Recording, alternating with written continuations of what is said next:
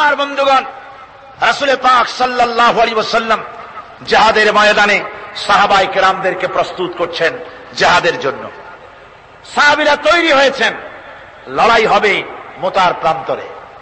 3000 সাহাবীকে রাসূল রিক্রুট করলেন।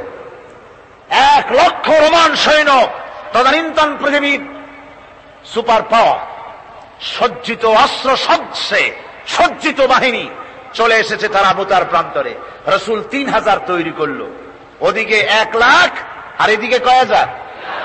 হুজুর নিজে এই জিহাদে যাননি। রাসূল পাক বললেন, এই জিহাদের ময়দানে সেনাপতির দায়িত্ব পালন করবে আমার পালক পুত্র যায়েদ। কোথায় তুমি? যায়েদ দাঁড়িয়ে গেলেন।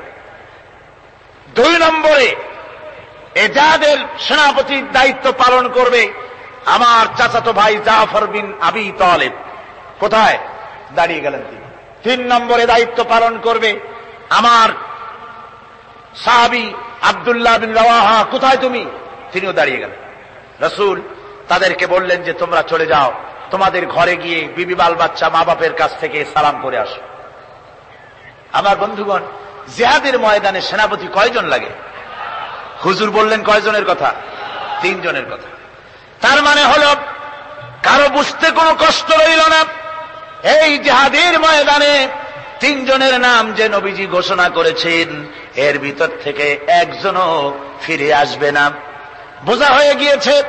হযরতে যায়েদ বলেন, ইয়া রাসূলুল্লাহ, আমার আব্বা জান, আমি আপনার পালক পুত্র, আপনি অর্ডার করেছেন। আমার মা হযরত আয়েশা ঘরে বসে শুনেছেন। আমার তো আর যাওয়ার দরকার নাই, কারো কাছে বলারও দরকার নাই।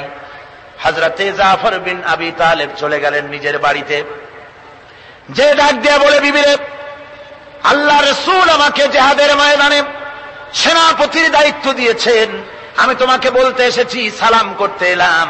তোমার সঙ্গে একসঙ্গে দীর্ঘদিন আমি ছিলাম, কোন হক তোমার আদায় করতে হয়তো পারি নাই, হয়তো জুলুম করেছি, অথবা আমার দ্বারা তোমার অধিকার নষ্ট হয়েছে। কিছু যদি কোনো ভুল ত্রুটি হয়ে থাকে, আল্লাহর হস্তে আমারে মাফ করে দিও। বিবি বলে, প্রাণের স্বামী, রাসূলুল্লাহ আপনাকে জিহাদের ময়দানের জন্য নির্বাচিত করেছেন, আমি আপনাকে ফিরে থাকতে বলতে পারবো না। সুতরাং আমি আল্লাহর দরবারে দোয়া করি। স্ত্রী হাত তুলে বলেন, রব্বুল আলামিন, আমার প্রাণের স্বামী জাফরকে জিহাদের ময়দান থেকে গাজী বানায়া আমার ঘরের ভিতরে তুমি তাকে দয়া করে ফিরাইয়া দিও। হযরতে জাফর তরবারির উল্টা পিঠ দিয়া স্ত্রীর হাতের উপরে মৃদু আঘাত করলেন আর বললেন, বিবিরে, উল্টা দোয়া করো না, উল্টা দোয়া তোমার আল্লাহর দরবারে কবুল হবে না। যেহেতু নবীজি আমার নাম 2 নম্বরে ঘোষণা করেছেন, আমার আগেও একজন আছে, পরেও আর একজন আছে। ও বিবি, নির্ঘাত ওই মুতার প্রান্তরে আমি শহীদ হয়ে যাব। জনমের মতো দেখা করতে আসলাম, এই জীবনে তোমার সাথে আমার আর দেখা হবে না। আমার বন্ধুগণ, হযরতে জাফরের স্ত্রী কাঁদতেছেন, বিবি বাচ্চাগুলা কান্দে। হযরতে জাফর বলেন, বিবিরে, এই বাচ্চাগুলি রেখে গেলাম, যেই রাস্তায় আমি জীবন দিতে যাচ্ছি, এই রাস্তায় আমার ছেলেগুলোকে তুমি তৈরি করবে। সালাম করে তিনি চললেন। বিবি কাঁটা কবুতরের মতো জমিনে ছটফট করতেছে, কাঁদতেছি, আর পিছনে পিছনে ছোট্ট ছোট্ট ছেলে মেয়েগুলি আব্বা আব্বা বলে চিৎকার মেরে দৌড়াতেছি। হযরতে জাফর একবারও পিছনের দিকে তাকায় দেখলেন না কারা কান্দে। হযরতে আব্দুল্লাহ বিন রাওয়াহা তিনি চলে গেলেন বাড়িতে। হযরতে আব্দুল্লাহ বিন রাওয়াহা বাড়িতে গিয়ে, সেই রাত্র ছিল তার বাসর সজ্জা, ফুল সজ্জার রাত ছিল, নতুন বিবাহ করেছেন। বাড়িতে গিয়া শোনেন বিবি কোরআনে কারীম তেলাওয়াত করতেছেন। হযরতে আব্দুল্লাহ বলেন, রুমের বাইরে দাঁড়িয়ে, বিবিরে, আমি তোমার স্বামী আব্দুল্লাহ এসেছি, আমার সালাম নাও, কোরআন পড়া একটু বন্ধ করো।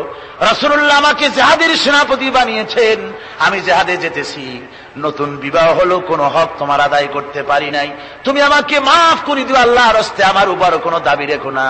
বিবি বলে, প্রাণের স্বামী, কোনদিন আপনাকে দেখি নাই, কোন রকম একটু দেখেছি, আর আমি মদিনার এক সুন্দরী মেয়ে, আপনি আমাকে ভালো করে দেখলেন না। আমার প্রাণের স্বামী, একবার আপনি ঘরে আসেন। স্বামী বলে, ওগো স্ত্রী, ঘরের ভিতরে আমি যাব না, ঘরের ভিতরে গেলে বলে তোমাকে দেখলে আমার মনের ভিতরে প্রেম ডাকবে, তোমার প্রতি আমার ভালোবাসা জন্মাবে, আমি ঘরের ভিতরে ঢুকতে চাই না। স্ত্রী বলে, প্রাণের স্বামী ঘরের ভিতরে যদি আসেন, আল্লাহর কসম আমি কোনো প্রেম নিবেদন করব না, আমি শুধু প্রাণ ভরে আপনার চেহারাটা একটা বার আমি শুধু দেখে রাখতে চাই, যাতে করে কিয়ামতের দিন লক্ষ কোটি কোটি মানুষের ভেতরে আপনাকে আমি স্বামী বলে যেন চিনে নিতে পারি। হযরত আব্দুল্লাহ বলেন, ওগো স্ত্রী, যদি এই ইরাদা তোমার হয় আর যদি তুমি ধৈর্য ধারণ করে থাকতে পারো, তাহলে কিয়ামতের দিন আল্লাহ রাব্বুল আলামিন আমি যার জন্য জান দিতে যেতেছি ওই মাবুদ মেহেরবান জান্নাতের ভেতরে তোমাকে আমাকে স্বামী স্ত্রী হিসাবে পরিচয় করাইয়া দিবেন। 3000 সৈন্য নিয়ে সাহাবায়ে কেরাম আর এই সেনাপতি সব চললেন। মুতার প্রান্তরে লড়াই হল। এই লড়াইয়ের ময়দানে হযরতে যায়েদ অনেকগুলি কাফির সৈন্যকে জাহান্নামে পাঠিয়ে দিয়ে তিনি নিজেও শহীদ হয়ে গেলেন। এবার জাফর হাতে তরবারি আর এক হাতে ঝান্ডা নিয়ে এগোচ্ছেন সামনের দিকে। কাফেরেরা হযরত জাফরকে ঘিরে ফেলে দিল।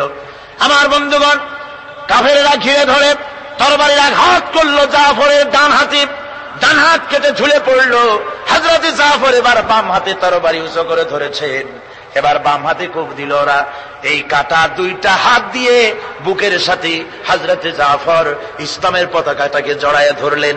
পাশের সাহাবীকে ডেকে বলেন, ও রাসূলুল্লাহর সাহাবী শোনো, আল্লাহর নবীকে আমার সালাম বলে দিও আর শোনায়া দিও, জীবনের শেষ মুহূর্ত পর্যন্ত ইসলামের পতাকা উঁচু করে রেখেছিলাম, মাটিতে পড়তে দেই নাই। আমার মনে হয় আমি এখন শহীদ হয়ে যাব, যেহেতু আমি এখন আমার নাকের ভিতরে আল্লাহর জান্নাতের সুঘ্রাণ পেতেছি। হযরতে জাফর শহীদ হয়ে গেলেন। হযরতে আব্দুল্লাহ বিন রাওয়াহা, হযরতে আবু উবায়দা দুজনে মিলে ছুটলেন ঝান্ডা ধরার জন্য। ওনারা বলেন, এগিয়ে গিয়ে দেখি সামনের পরে দূরে পতাকা উঠতেছে। ভাবলাম আমরা যাওয়ার আগে ইসলামের পতাকা কে ধারণ করলো।